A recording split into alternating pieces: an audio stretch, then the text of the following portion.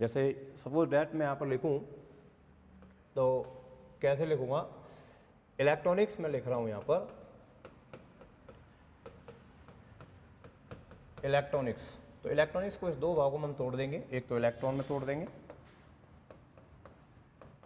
एक ये तोड़ दिया इलेक्ट्रॉन, और एक हो गया मैकेनिक्स।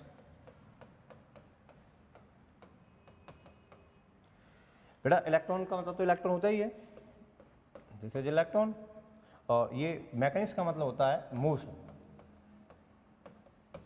मैकेनिक्स का मतलब होता है मोशन।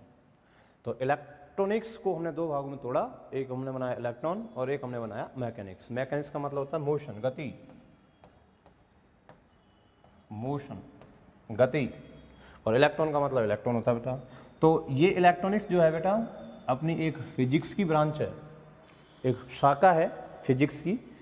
तो इसकी क्या डेफिनेशन बनेगी? डेफिनेशन बनेगी भौतिक विज्ञान की वह शाखा जिसमें इलेक्ट्रॉन की गति का अध्ययन किया जाता है, इलेक्ट्रॉनिक्स कहलाती है। The branch of physics in which we study motion about electron, motion about electron. तो इलेक्ट्रॉन के बारे में, इलेक्ट्रॉन की जो मोशन है उस मोशन के बारे में हम जो स्टडी कर रहे हैं वो इलेक्ट्रॉनिक्स के अंतर्गत आता है। ये हमने डेफिनेशन बताई थी। दूसरी डेफिनेशन हमने बताई थी कि अगर हम दूसरी डेफिनेशन चलें तो हम सर्किट की डेफिनेशन हमने बताई थी आपको। सर्किट क्या है ये हमने सबसे पहले बताया था आपको। सर्किट, सर्किट, परिपथ, सर्किट, परिपथ। परिपथ क्या होता है बेटा? जैसे अपन ने एक शब्द सुना है परिक्रमा।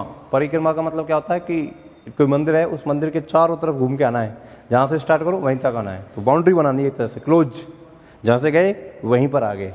तो ऐसे ही अगर करंट का कोई रास्ता बन जाए क्लोज तो उसे हम सर्किट बोलते हैं। परिपथ, पथ मतलब रास्ता, परि मतलब चारों ओर, बंद रास्ता।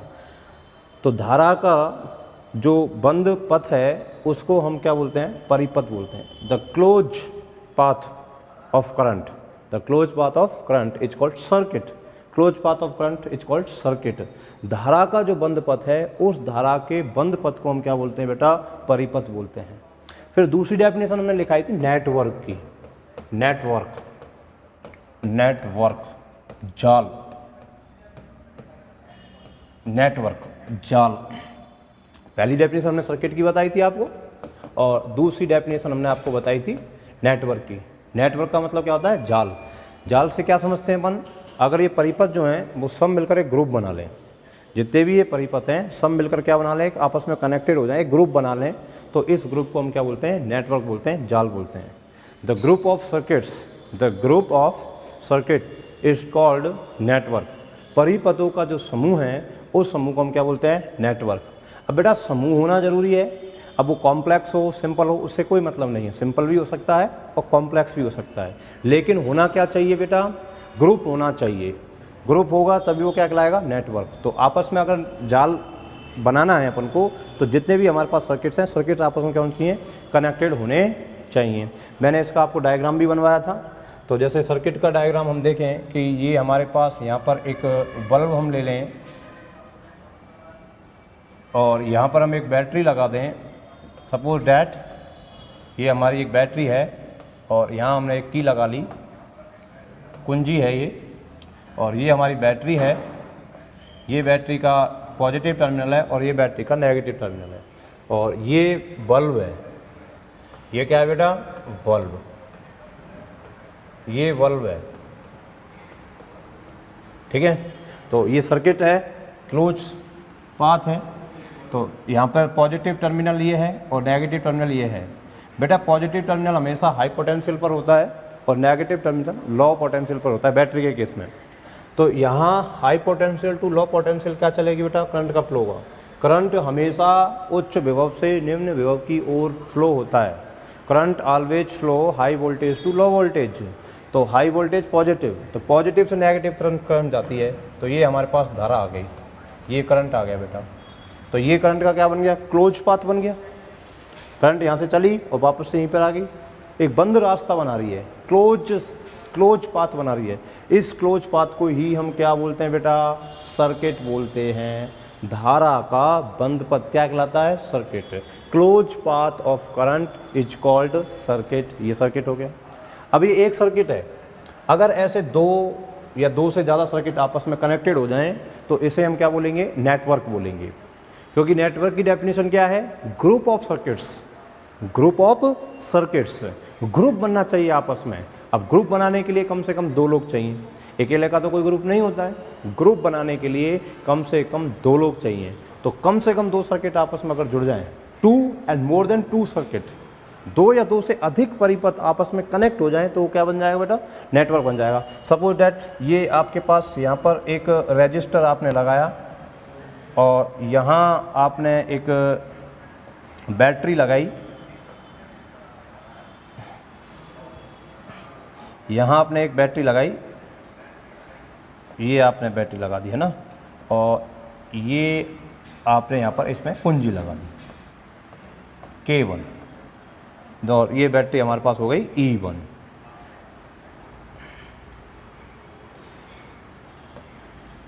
ये बैटरी हमारे पास E1 बैटरी हो गई और ये हमारे पास एक सर्किट हो गया, ये रेजिस्टेंस हो गया हमारा R। और दूसरा सर्किट हमने बना लिया, जैसे ये सपोज दैट ये हमारे पास बैटरी है और ये हमारे पास एक कैपेसिटर है और यहाँ हमने कुंजी K2 लगा दी, ये हमने सर्किट बना लिया। ये हमारे पास बैटरी E2 है और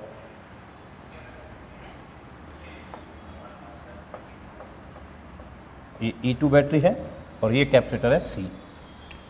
यहाँ करंट कैसे फ्लो होगी, पॉजिटिव टर्मिनल नेगेटिव टर्मिनल, ये करंट गई और ये करंट ऐसे आ गई। यहाँ पर करंट कैसे आएगी, ऐसे। अब देखिए इस वाले सर्किट में करंट यहाँ से ऐसे जा रही है तो ऐसे आएगी, और इस वाले में ऐसे जाएगी तो यहाँ पर ब्लॉक नहीं करेगी कि ये करंट यहाँ भी नहीं आएगी क्या, बिल्कुल आएगी। तो यहाँ पर जो रिजल्टेंट करंट होगी, जो धारा होगी, अगर ये वाली करंट ज़्यादा है और ये वाली करंट कम है तो रिजल्टेंट इधर आ जाएगा डायरेक्शन। तो डायरेक्शन कोई भी हो सकता है, इधर से भी करंट जा सकता है और इधर से भी करंट आ सकता है। वो डिपेंड करेगा E1 और E2 का पोटेंशियल कितना है, विभव कितना है, ये कॉम्बिनेशन बना के ही आते हैं। इस बैटरी का इफेक्ट इस वाले सर्किट में आता है और इस वाली बैटरी का इफेक्ट इस वाले सर्किट में आता है। ये एक सर्किट है ये वाला और एक वाला ये वाला सर्किट है, दो सर्किट हमारे पास हो गए। अब जब दो सर्किट हैं तो एक ग्रुप बना लिए, इस ग्रुप को ही हम क्या बोलेंगे, नेटवर्क बोलेंगे। तो दिस इज नेटवर्क। ये हमने प्रीवियस क्लास में आपको पढ़ाया था, फर्स्ट क्लास में हमने आपको पढ़ाया था।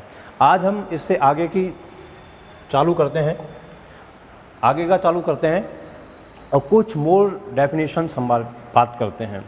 इलेक्ट्रॉनिक्स से संबंधित महत्वपूर्ण परिभाषाएं जो होती हैं, important definitions related to electronics, ये टॉपिक हमारा था। तो इस टॉपिक में दो डेफिनेशन हमारे पास ये थी, ठीक है बेटा। अब इससे अगली डेफिनेशन जो आती है, ये जो नेटवर्क है वो नेटवर्क का टाइप।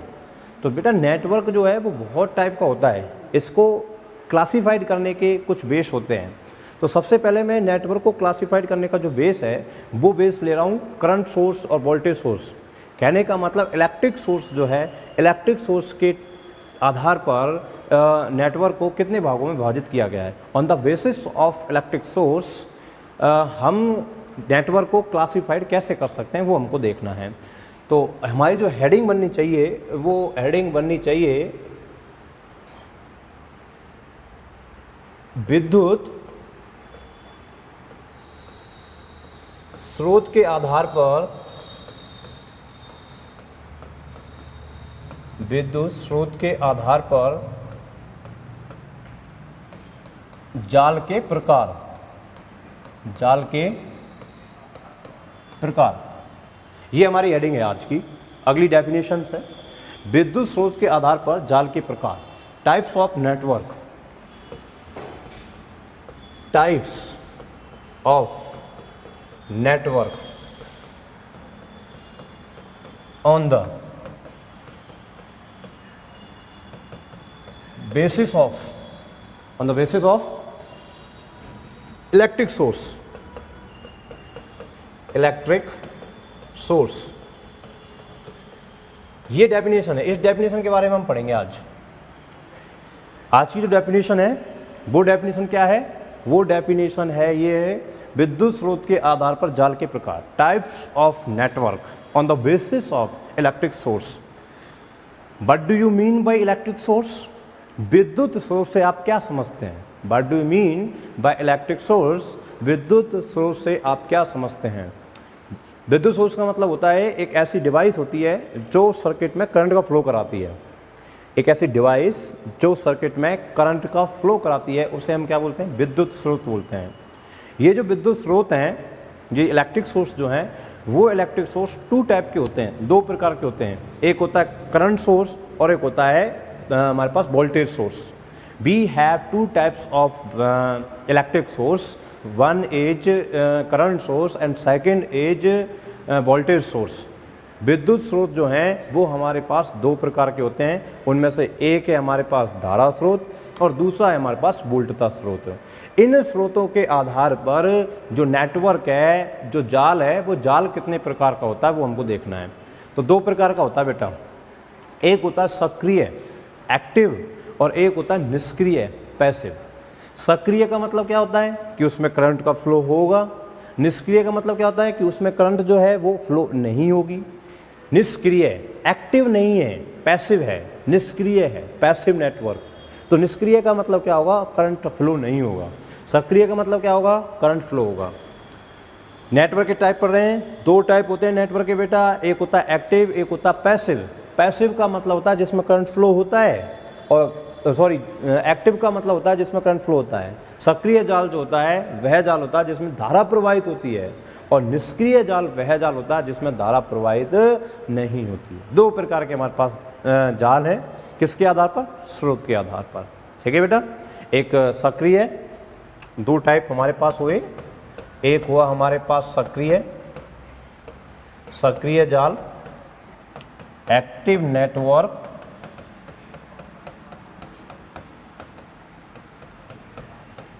और सेकंड हमारे पास है निष्क्रिय।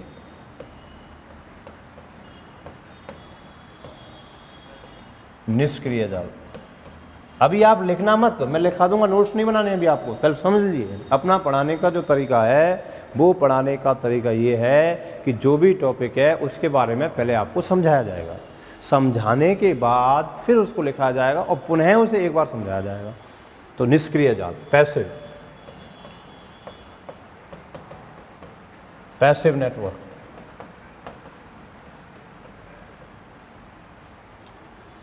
विद्युत स्रोत के आधार पर जाल के प्रकार कितने प्रकार के? दो प्रकार के, सक्रिय जाल और निष्क्रिय जाल, एक्टिव नेटवर्क और पैसिव नेटवर्क। एक्टिव नेटवर्क कौन सा होगा? जिसमें करंट फ्लो होगी, आई। अगर आई है, करंट फ्लो हो रही है, तो क्या कहलाएगा? सक्रिय जाल कहलाएगा। और ये करंट फ्लो नहीं हो रही है तो क्या कहलाएगा? निष्क्रिय जाल कहलाएगा।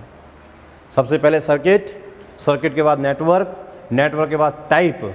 सर्किट क्या होता है? धारा का बंद पथ, close path of current, circuit कहलाता है। नेटवर्क ग्रुप ऑफ सर्किट्स, क्या बोल रहा हूँ बेटा? ग्रुप ऑफ सर्किट, चाहे वो सिंपल हो चाहे वो कॉम्प्लेक्स हो, कैसा भी हो सकता है, ग्रुप होना चाहिए। Group of circuits is called network. परिपथों का जो समूह है उस समूह को हम क्या बोलते हैं बेटा? जाल बोलते हैं। क्या बोलते हैं बेटा? जाल बोलते हैं। जाल के प्रकार सोर्स के आधार पर, इलेक्ट्रिक सोर्स, विद्युत जो स्रोत है उस स्रोत के आधार पर जाल दो प्रकार के। पहला प्रकार सक्रिय जाल, दूसरा कौन सा? निष्क्रिय जाल। सक्रिय जाल का मतलब करंट फ्लो हो रहा है, निष्क्रिय जाल का मतलब करंट फ्लो नहीं हो रहा है। अरे बेटा आपके ग्रुप है बहुत सारे, जब आप उस ग्रुप में सब लोगों के साथ बैठोगे नहीं, चाय पानी नहीं पियोगे, कुछ पैसा खर्च नहीं करोगे, पैसे का लेन देन नहीं होगा, तो वो ग्रुप एक्टिव नहीं रहेगा, वो निष्क्रिय रहेगा। ग्रुप तो रहेगा लेकिन वो निष्क्रिय पड़ा रहेगा। और जैसे ही आपने पैसे खर्च करे, सबको बुलाया, ले आ जाओ भाई आज थड़ी पे चाय पीते हैं, तो चाय पीने के लिए पैसा चाहिए बेटा। पैसा का मतलब यहाँ पे क्या हो गया? लाइट से। सर्किट में लाइट अगर चली तो सक्रिय हो गए सारे, और आ जाओ सब बात बता देंगे, आप सारे के सारे एक्टिव हो जाएंगे। और जब पैसा खर्च नहीं होगा तो सब निष्क्रिय पड़े रहेंगे, है ना। तो करंट का अगर फ्लो हो जाएगा तो सक्रिय जाल कहलाएगा, अगर करंट का फ्लो नहीं होगा तो वो कहलाएगा निष्क्रिय जाल। क्या कहलाएगा बेटा? निष्क्रिय जाल। अब आप हेडिंग डालिए। पहली हेडिंग अपने परिपथ की डाली, दूसरी आपने जाल की डाली, दोनों के डायग्राम बनाए, दोनों की डेफिनेशन लिखी। अब आप ये हेडिंग डाल लीजिए, कॉपी पेन उठाइए अपने। विद्युत स्रोत के आधार पर जाल के प्रकार, types of network on the basis of electric source. विद्युत सोर्स के आधार पर जाल के प्रकार, ये हेडिंग डाल लीजिए। और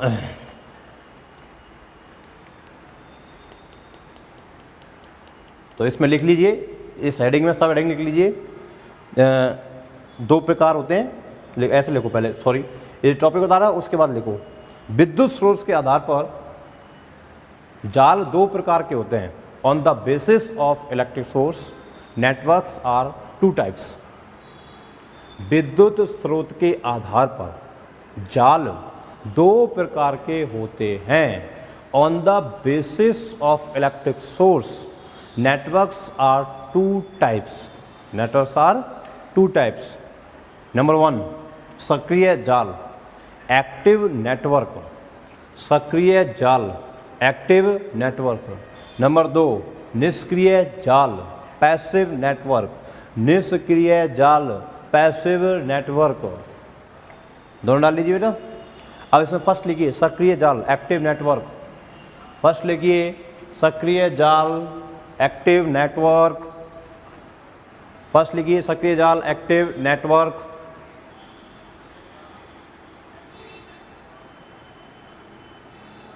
वह जाल जिसमें विद्युत धारा प्रवाहित होती है, वह जाल जिसमें विद्युत स्रोत उपस्थित हो। विद्युत स्रोत उपस्थित होगा तभी धारा प्रवाहित होगी। और निष्क्रिय में क्या होगा कि विद्युत सोर्स नहीं होगा, नहीं होगा मतलब करंट फ्लो नहीं होगी। तो दोनों टाइप से कह सकते हैं। वह जाल जिसमें धारा प्रवाहित नहीं हो, सक्रिय जाल, मतलब उसमें सोर्स नहीं है। निष्क्रिय जाल, वह जाल जिसमें धारा प्रवाहित नहीं हो रही है, इट मीन्स उसमें सोर्स ही नहीं है। तो दोनों प्रकार से ले सकते हैं, धारा प्रवाहित हो रही है और धारा प्रवाहित नहीं हो रही है। इलेक्ट्रिक सोर्स है, इलेक्ट्रिक सोर्स नहीं है। तो वह जाल जिसमें विद्युत स्रोत उपस्थित नहीं हो, सॉरी, वह जाल जिसमें विद्युत स्रोत उपस्थित हो, सक्रिय लिख रहे हैं ना पहले अपन, तो इसकी डेफिनेशन, वह जाल जिसमें विद्युत स्रोत उपस्थित हो सक्रिय जाल कहलाता है। The network in which electric source is present, the network in which electric source is present is called active network. वह जाल जिसमें विद्युत स्रोत उपस्थित हो सक्रिय जाल कहलाता है। ठीक है बेटा। दूसरा लिखिए आप निष्क्रिय जाल, पैसिव नेटवर्क। निष्क्रिय जाल, पैसिव नेटवर्क। निष्क्रिय जाल, पैसिव नेटवर्क। निष्क्रिय जाल, पैसिव नेटवर्क। वह जाल जिसमें विद्युत स्रोत उपस्थित ना हो, the network in which electric source is absent, the network in which electric source is absent। वह जाल जिसमें विद्युत स्रोत उपस्थित ना हो निष्क्रिय जाल कहलाता है। The network in which electric source is absent is called passive network।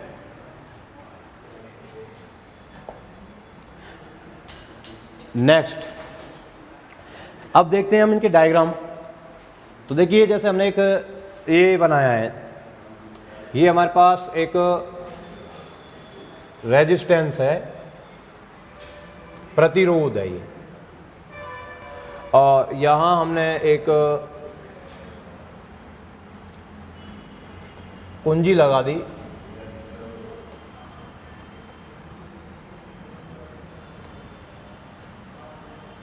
K1, ये रेजिस्टेंस हो गया। तो बेटा देखो इसमें अगर सोर्स होता, कहीं भी सोर्स लगाते तो करंट का बंद पथ है ये पूरा, अगर सोर्स होता तो। अब इसमें सोर्स नहीं है, सोर्स नहीं है, धारा का बंद पथ तो बन रहा है ये, लेकिन सोर्स नहीं है, धारा फ्लो हो नहीं रही अभी, लेकिन बंद पथ है ये। अगर धारा का सोर्स लगाएंगे तो इसमें करंट क्लोज सर्किट में चलेगी। तो ये हमारे पास परिपथ हो गया। दूसरा परिपथ हमारे पास ये हो गया, ये मान लिया, ये लो, ये हमने एक इंडक्टिव कोयल मान ली और ये कुंजी लगा दी हमने। K2 कुंजी लगा दी। ये लो, ये हमारे पास इंडक्टिव कोयल, प्रेरण कुंडली, इंडक्टिव कोयल प्रेरण कुंडली हमारे पास ये L। अब बताइए ये यहाँ पर कहीं भी सोर्स है क्या? ये एक सर्किट हो गया पूरा, ये पूरा एक सर्किट हो गया, एक सर्किट ये हो गया, एक सर्किट ये हो गया, दोनों सर्किट आपस में जुड़े हुए हैं, नेटवर्क हो गया। अब नेटवर्क हो गया तो क्या इसमें करंट सोर्स है, वोल्टेज सोर्स है? कोई सा भी सोर्स नहीं है, धारा फ्लो हो ही नहीं रहा, करंट का फ्लो हो ही नहीं रहा, सोर्स है ही नहीं, तो क्या कहलाएगा बेटा? ये क्या कहलाएगा बेटा? निष्क्रिय, कोई काम नहीं करेगा ये। निष्क्रिय मतलब होता है आलसी जीव, काम नहीं करना, और सक्रिय का मतलब क्या होता है? काम करना। तो निष्क्रिय का मतलब इसमें है ही नहीं, तो ये निष्क्रिय हो गया जाल, निष्क्रिय जाल। ये पैसिव नेटवर्क का डायग्राम है, पैसिव नेटवर्क, ये पैसिव नेटवर्क है। बना लीजिए डायग्राम, इसमें सोर्स नहीं है, डायग्राम बनाइए, बनाइए डायग्राम बनाइए।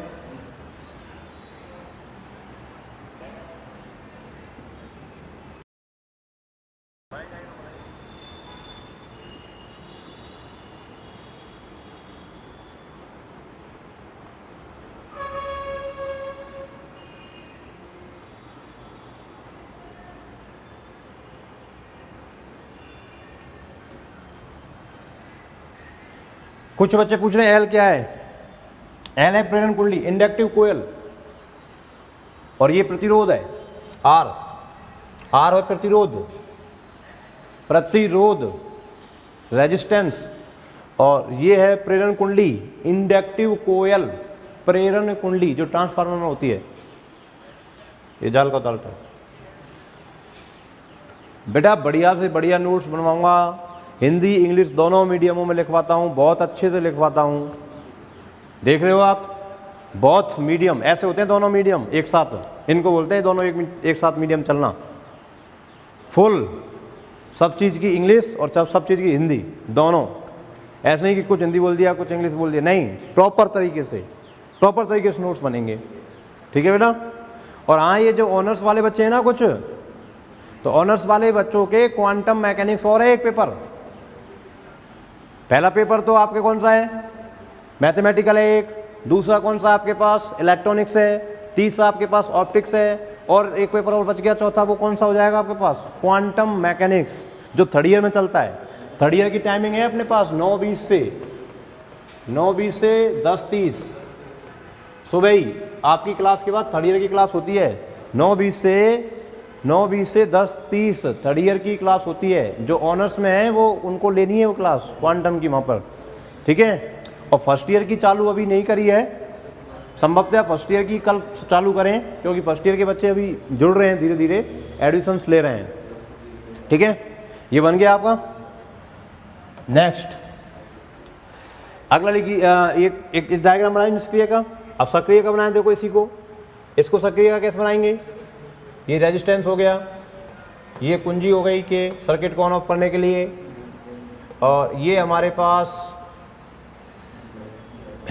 रेजिस्टेंस है, और दूसरा हमने यहाँ पर वही देखो इंडक्टिव कोयल जोड़ दी, प्रेरण कुंडली, इंडक्टिव कोयल प्रेरण कुंडली, तो इस प्रेरण कुंडली को जोड़ दिया, यहाँ हमने कुंजी लगा दी K2। अब बताओ क्या करें हम? यहाँ से थोड़ा सा इसको रफ करें, और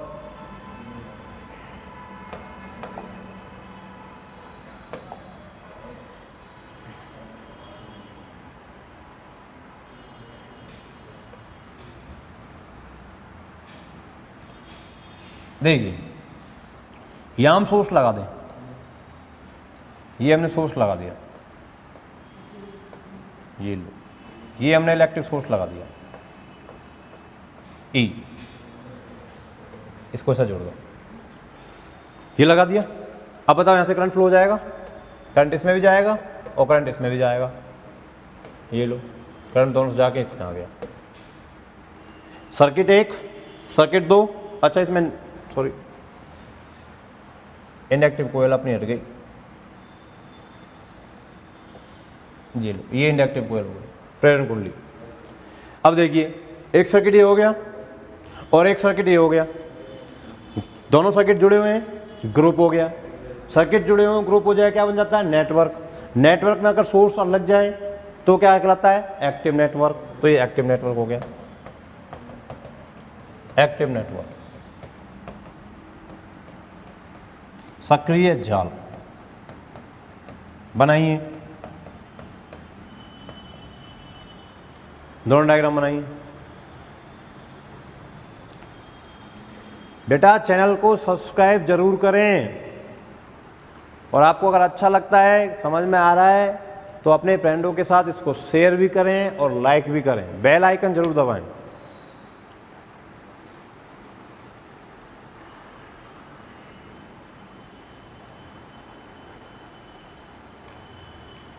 हाँ जी सर, अच्छी क्वालिटी आ रही है? बच्चे भी कह रहे हैं आप तो गुड, अच्छी क्वालिटी आ रही है, कमेंट आ रहे हैं बच्चों के।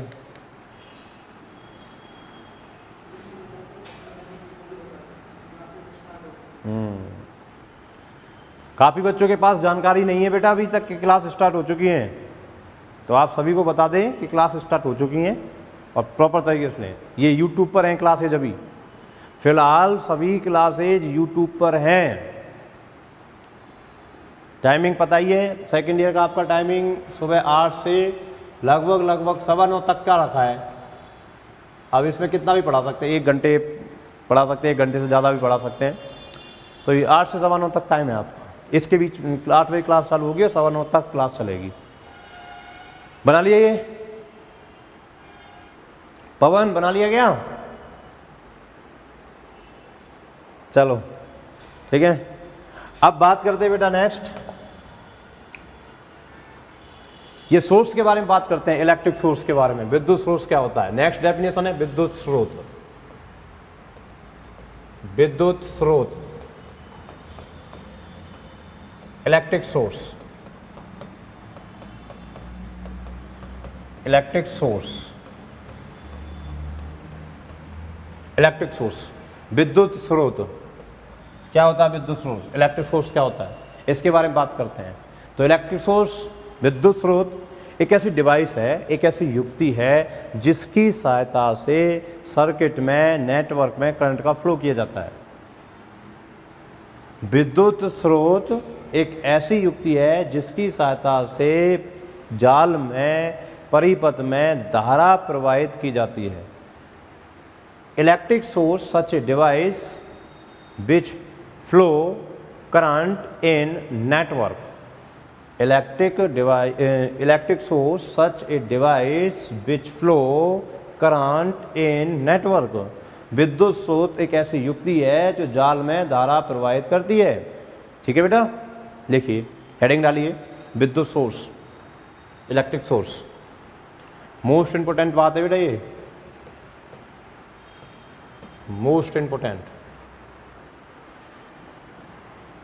आगे आएंगी इस चैप्टर में थ्योरम्स, 7 थ्योरम है बेटा, और सातों की सातों थ्योरम्स में से 2 थ्योरम आती हैं एग्जाम में, 7 में से 2।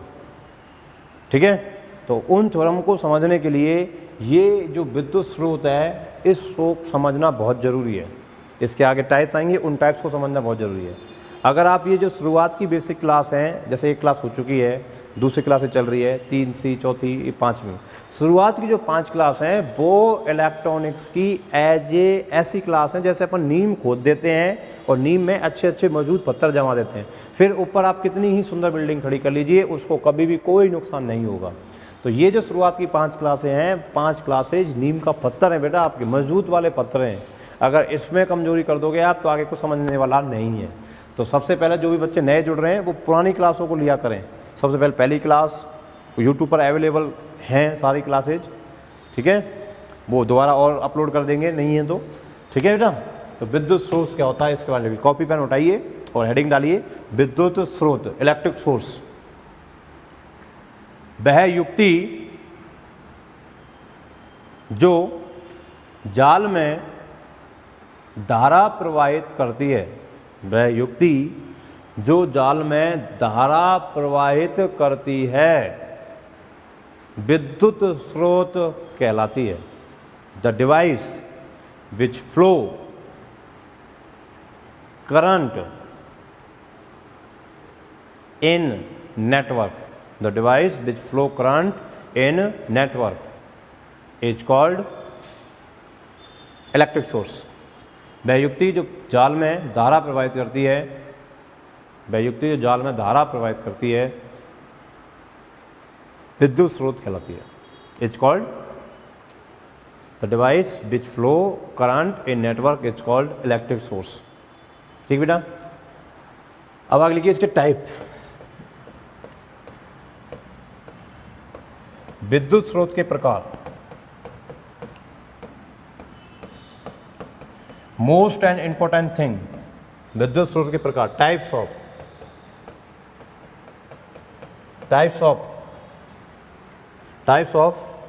Electric source.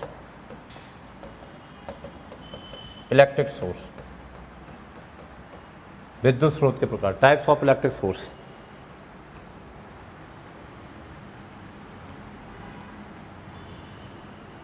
नीचे लिखिए इसमें, विद्युत स्रोत निम्न दो प्रकार के होते हैं।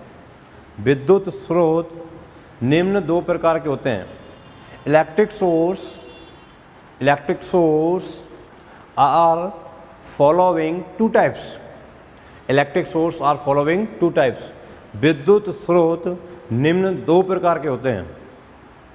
विद्युत स्रोत निम्न दो प्रकार के होते हैं। नंबर फर्स्ट वोल्टता स्रोत।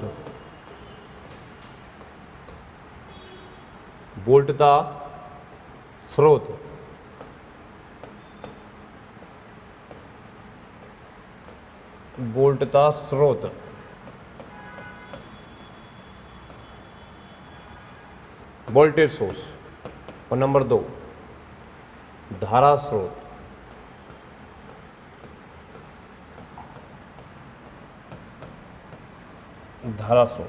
This is voltage source.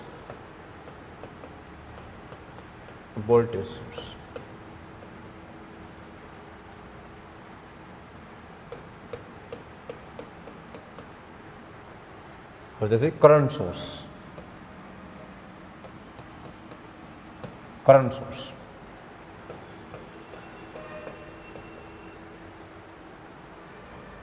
दो टाइप के हैं ये, वोल्टेज सोर्स और धारा सोर्स। लिख लीजिए।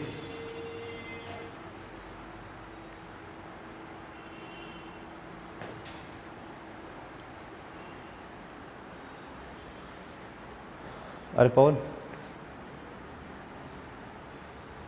थोड़ा पानी देना है।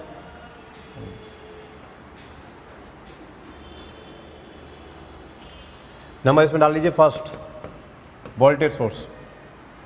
नंबर फर्स्ट डाल लीजिए वोल्टेज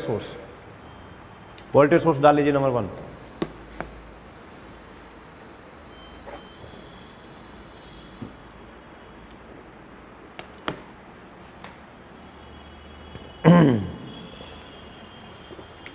वोल्टेज सोर्स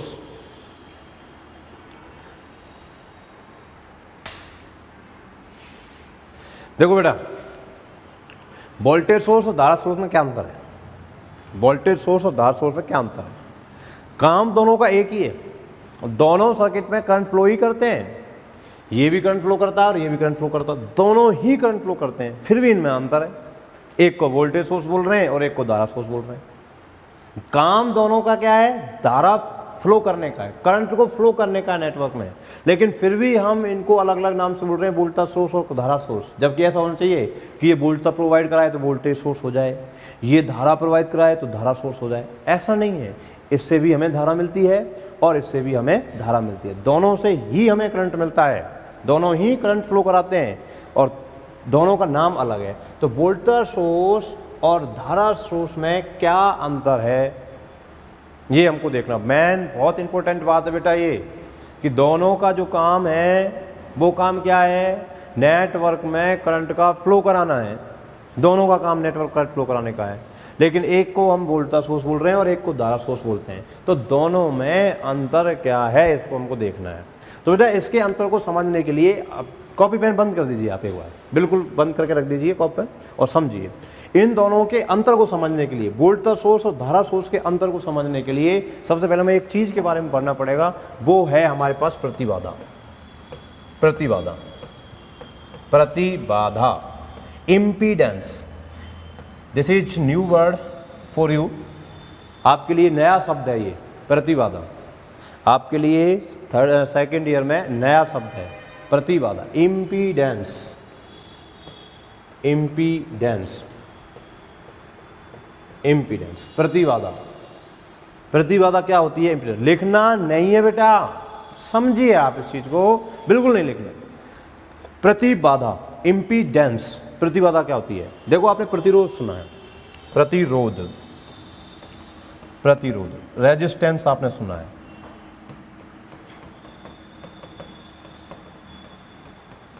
प्रतिरोध सुना, रेजिस्टेंस आपने सुना है, लेकिन प्रतिबाधा आपने 12th में सुना है लेकिन भूल गए हैं। 12th में भी आता है प्रतिबाधा, लेकिन हम थोड़ा सा भूल गए हैं उसको। प्रतिरोध के बारे में हमको पता है, प्रतिरोध क्या होता है, रेजिस्टेंस क्या होता है। रेजिस्टेंस, प्रतिरोध, प्रति का मतलब होता है अगेंस्ट और रोध का मतलब रोकना। प्रति का मतलब होता है अगेंस्ट, विपरीत, और रोकना। तो प्रतिरोध का मतलब होता है धारा के मार्ग में रुकावट, opposition in path of current flow, opposition in path of current flow, धारा के मार्ग में रुकावट क्या कहलाती है? प्रतिरोध कहलाती है। अब इस प्रतिरोध का ही बड़ा रूप, व्यापक रूप, जनरलाइज फॉर्म क्या कहलाती है? प्रतिबाधा कहलाती है, इम्पीडेंस कहलाती है। ये तो बेटा एक है हमारे पास वास्तविक राशि, प्रतिरोध होती है एक वास्तविक, वास्तविक राशि, और ये होती है हमारे पास एक कॉम्प्लेक्स, सम्मिश्र राशि, सम्मिश्र राशि। ये हमारे पास क्या है? कॉम्प्लेक्स, कॉम्प्लेक्स क्वांटिटी है। और ये हमारे पास क्या है? रियल क्वांटिटी है। ये हमारे पास क्या है? रियल क्वांटिटी है। वास्तविक राशि है ये तो प्रतिरोध, और लेकिन कॉम्प्लेक्स जो क्वांटिटी है प्रतिरोध की उसको हम प्रतिबाधा बोलते हैं। प्रतिरोध का मतलब होता है धारा के मार्ग में रुकावट, opposition in path of current flow, right. प्रतिरोध एक वास्तविक राशि है, resistance is a real quantity. प्रतिबाधा, इम्पीडेंस क्या चीज है? प्रतिबाधा, इम्पीडेंस प्रतिरोध का ही व्यापक रूप है, generalised form of resistance is called impedance.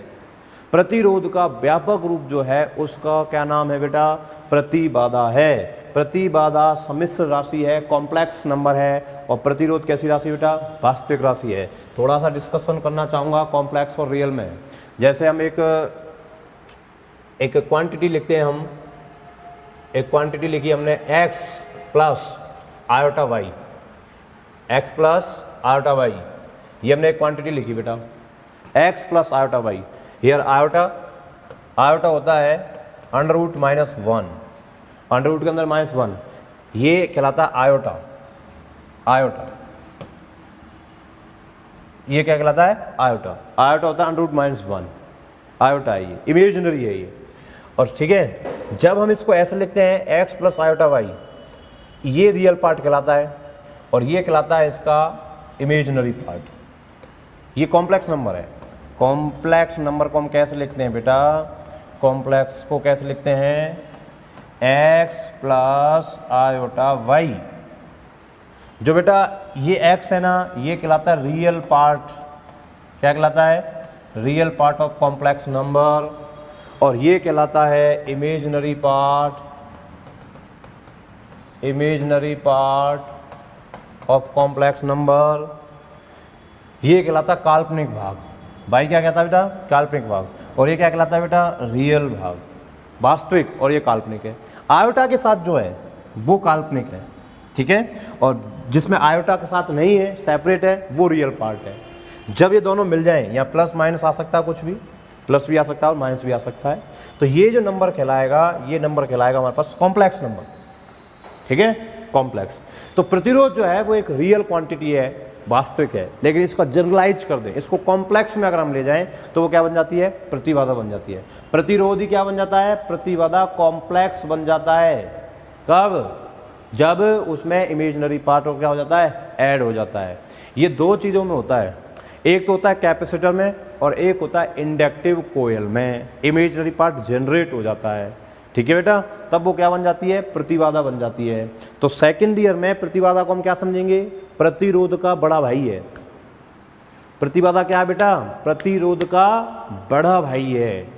और प्रतिबाधा जो है वो क्या है, कॉम्प्लेक्स क्वांटिटी है, सम्मिश्र राशि है। और प्रतिरोध कैसी है बेटा, वास्तविक है। ठीक है बेटा, ये अंतर है। ठीक है, प्रतिबाधा हो गई। अब बात करते हैं हम नेक्स्ट हम बात करते हैं कि प्रतिबाधा को रिप्रेजेंट कैसे करते हैं। प्रतिबाधा को रिप्रेजेंट करते हैं जेड से, जैसे रेजिस्टेंस को आर से रिप्रेजेंट करते हैं ना बेटा, ऐसे ही इम्पीडेंस को रिप्रेजेंट करते हैं जेड से। ठीक है बेटा, जेड से। अब देखिए, ये जेड जो है प्रतिबाधा है, इम्पीडेंस है। जेड का मतलब क्या है, प्रतिबाधा से है।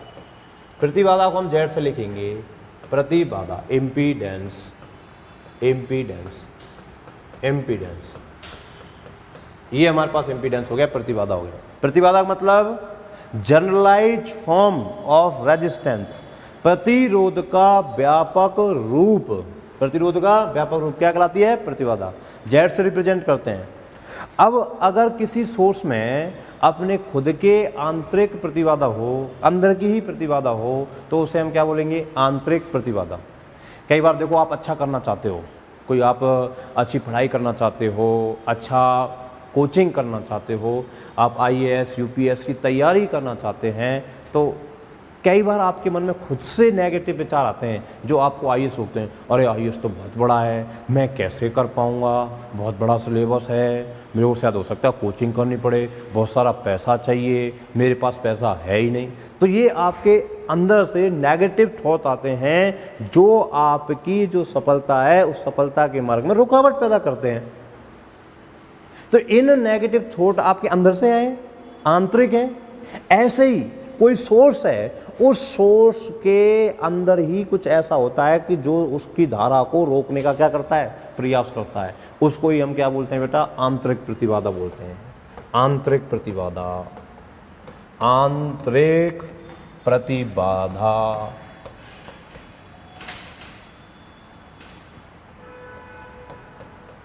Internal impedance. इंटरनल इम्पीडेंस क्या होती है, आंतरिक प्रतिबाधा। प्रतिबाधा का मतलब है धारा के मार्ग में रुकावट, प्रतिरोध होता है।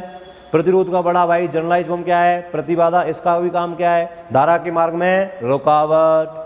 ठीक है, तो आंतरिक प्रतिबाधा, सोर्स के अंदर ही ऐसा गुण हो जो उसकी धारा को रोकने का क्या करे, प्रयास करे, उसको हम क्या बोलते हैं, आंतरिक प्रतिबाधा। मैं कुछ करना चाहता हूँ, कुछ अच्छा करना चाहता हूँ, मैं ईश्वर का भजन करना चाहता हूँ, ध्यान करना चाहता हूँ, योग करना चाहता हूँ, अच्छा इंसान बनना चाहता हूँ, लेकिन मेरे अंदर से ही कुछ नेगेटिव थॉट जनरेट होते हैं जो उसमें रुकावट पैदा करने का प्रयास करते हैं। उन नेगेटिव थॉट को ही हम क्या बोलते हैं, आंतरिक। क्या बोलते हैं, आंतरिक। ऐसे ही सोर्स है, सोर्स के अंदर धारा को रोकने का गुण अगर विद्यमान हो तो उसको हम क्या बोलते हैं, आंतरिक प्रतिबाधा बोलते हैं, इंटरनल इम्पीडेंस बोलते हैं।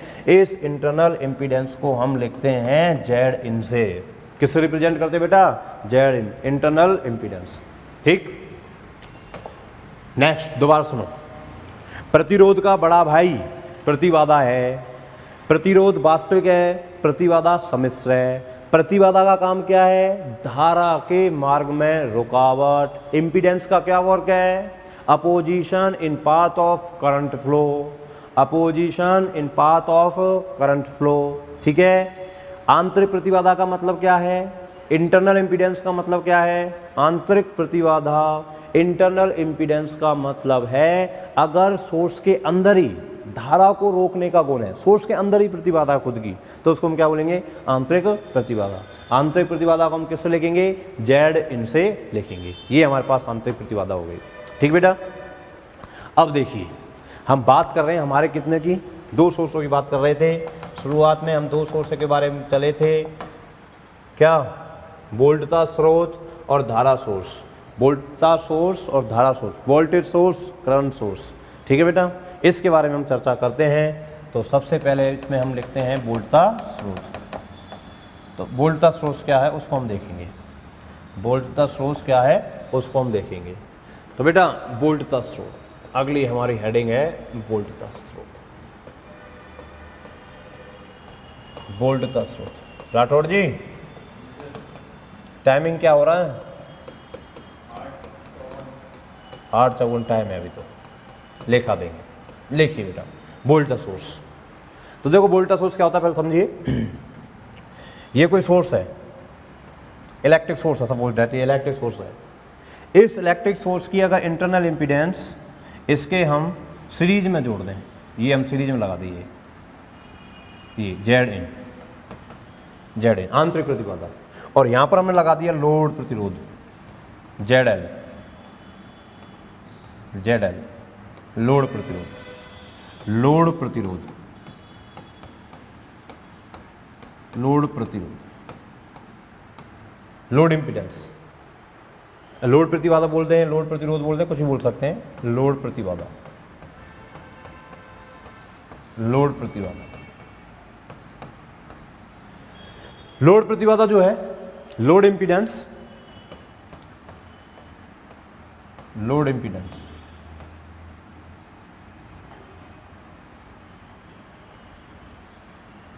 लोड प्रतिबाधा,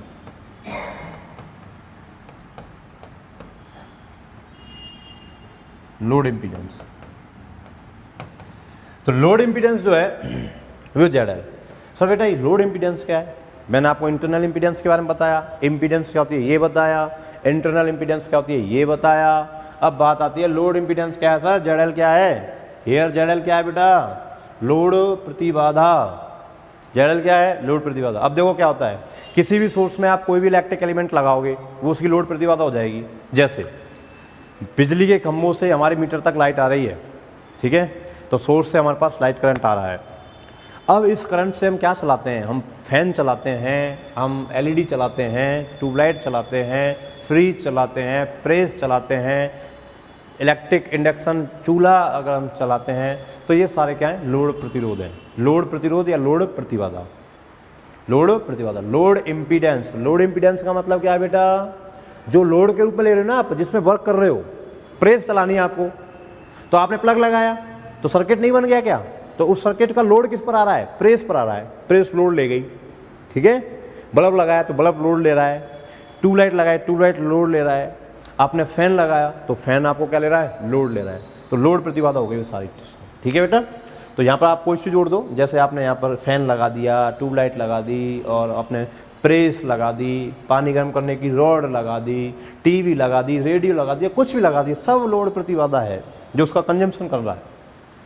और यहाँ पर आपने सोर्स लगा दिया। अब इस सोर्स को बोलते हैं वोल्टेज सोर्स, और वोल्टेज सोर्स को हम ऐसे रिप्रेजेंट करते हैं, देखो ऐसे ऐसे, ये वोल्टेज सोर्स का खासियत है। अगर ऐसे हम लें, एक सोर्स होता है और हम इसको ऐसे भी लगा सकते हैं, ऐसे बैटरी के रूप में भी लगा सकते हैं। इसके बारे में आपको कल डिस्कशन डिटेल बताऊंगा, इसके बारे में डिस्कशन बताऊंगा डिटेल, इसमें और इसमें क्या अंतर है। ये जैसे हम लिखते हैं ना कई बार ई और ये ऐसे बनाते हैं, ये भी क्या है? वोल्टेज सोर्स है, और ये भी क्या है हमारे पास? वोल्टेज सोर्स, और ये भी हमारे पास क्या है? वोल्टेज सोर्स है। दोनों ही हमारे पास वोल्टेज सोर्स हैं। तो ये वोल्टेज सोर्स हो गया। इस वोल्टेज सोर्स की प्रतिबाधा, आंतरिक प्रतिबाधा, इंटरनल इम्पीडेंस कहाँ जुड़ी हुई बेटा? सीरीज में जुड़ी हुई है। किसमें जुड़ी हुई है? सीरीज में। देखो सीरीज है, ये श्रेणी क्रम तो है पूरा, ठीक है। तो वह विद्युत स्रोत जिसकी आंतरिक प्रतिबाधा लोड प्रतिबाधा के किस में जुड़ी हुई हो? श्रेणी क्रम में जुड़ी हुई हो, क्या कहलाता है? वोल्टता स्रोत कहलाता है। अगर किसी विद्युत स्रोत की आंतरिक प्रतिबाधा लोड प्रतिबाधा के श्रेणी क्रम में जुड़ी हुई है तो उसको हम क्या बोलेंगे बेटा? वोल्टता स्रोत बोलेंगे। और अगर ये प्रतिबाधा श्रेणी क्रम के बजाय समांतर क्रम में जुड़ी हुई हो तो उसे हम क्या बोलेंगे बेटा? धारा सोर्स। ये ऐसा जुड़ा हुआ हो, ऐसे जुड़ा हुआ हो, ये कोई सोर्स है, ठीक है। इसकी इंटरनल इम्पीडेंस है कुछ, और वो इंटरनल इम्पीडेंस इस प्रकार से जुड़ी हुई हो, इस प्रकार से जुड़ी हुई हो, जेड इन इस प्रकार से, और यहाँ पर आपके पास लोड जुड़ा हुआ हो, जेड एल लोड, क्या है बेटा ये लोड, ये आपके पास लोड जुड़ा हुआ हो, लोड प्रतिबाधा हो गई है, लोड प्रतिबाधा, लोड प्रतिबाधा, लोड इम्पीडेंस,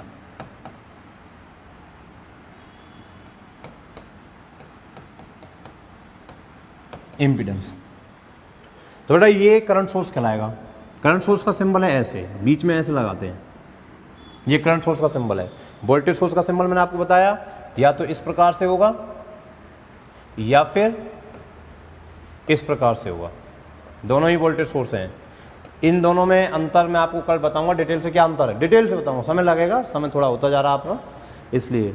तो ये वोल्टेज सोर्स है और ये हमारे पास ये ऐसे भी रिप्रेजेंट कर सकते हैं वोल्टेज सोर्स को, और वोल्टेज सोर्स को ऐसे भी रिप्रेजेंट कर सकते हैं। ये हमारे पास करंट सोर्स है, ये हमारे पास करंट सोर्स है, करंट सोर्स, धारा स्रोत, ये हमारे पास धारा स्रोत है, करंट सोर्स हो गया। जेड इन आंतरिक प्रतिबाधा, ये लोड प्रतिबाधा है। लोड प्रतिबाधा के कैसे ही बेटे, ये पैरेलल में तो है।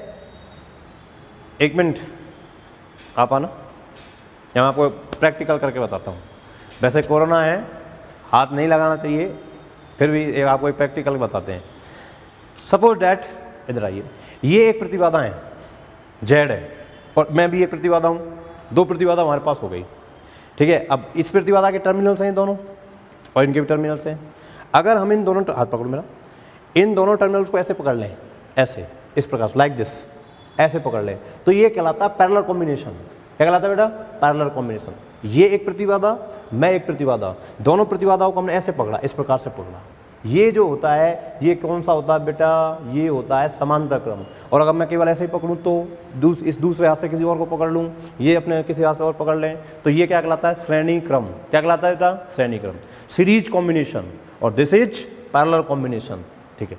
तो अब हम यहाँ पर बात कर रहे हैं किसकी, यहाँ पर बात कर रहे हैं पैरेलल कॉम्बिनेशन की। लोड प्रतिबाधा के रेस्पेक्ट में देखना है, तो ये हमारे पास कैसी हो गई बेटा, लोड प्रतिबाधा, दोनों हाथ हो गए इसके, ये एक प्रतिबाधा हो गई आंतरिक प्रतिबाधा, ये आंतरिक प्रतिबाधा, दोनों जुड़े हुए हैं कि नहीं जुड़े हुए, आपस में जुड़े हुए हैं। पैरेलल कॉम्बिनेशन है, समांतर क्रम है, तो समांतर क्रम में जुड़ी हुई हो तो क्या कहलाता है बेटा, करंट सोर्स कहलाता है। श्रेणी क्रम में जुड़ी हुई हो तो क्या कहलाता है बेटा, श्रेणी क्रम में। देखो देख, श्रेणी क्रम, ये हाथ और ये हाथ ऐसे बंधे हुए हैं ना, ऐसे तो नहीं है, तो ये क्या कहलाएगा हमारे पास, ये कहलाएगा हमारे पास स्टिक का, अच्छा ये हमारे पास कहलाएगा voltage source, voltage source, voltage source, ये हमारे पास वोल्टेज सोर्स है, वोल्टता स्रोत,